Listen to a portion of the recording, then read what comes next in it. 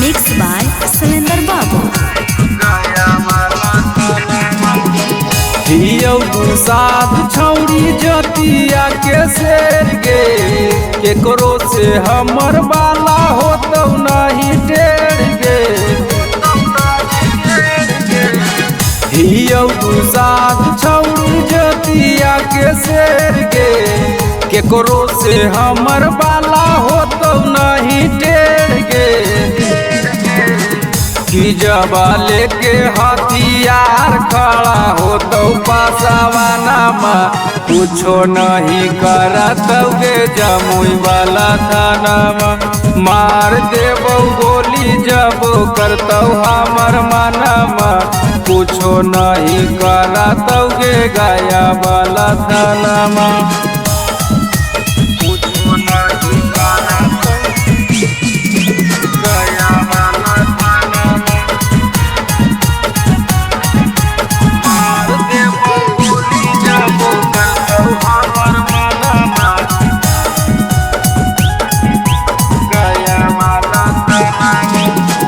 केकरा में दम है जे देतौ गवाही गे लेके राइफलवा छौरी करबौ तबाही गे। केकरा में दम है जे देतौ गवाही गे लेके राइफलवा छौरी करबौ तबाही गे। जे तो मार के छौरी करबौ ओकरो ढेर गे।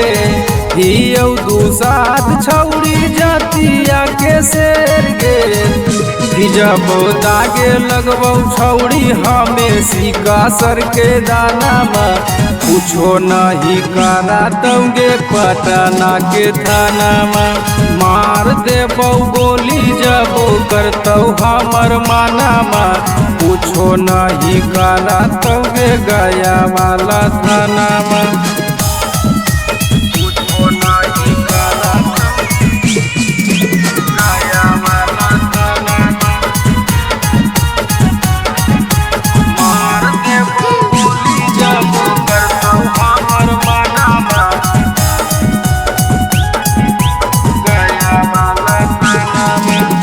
सब दिन कैलियो छौरी हमें रंगदारी गे के नहीं जानो है हियो बड़का शिकारी गे।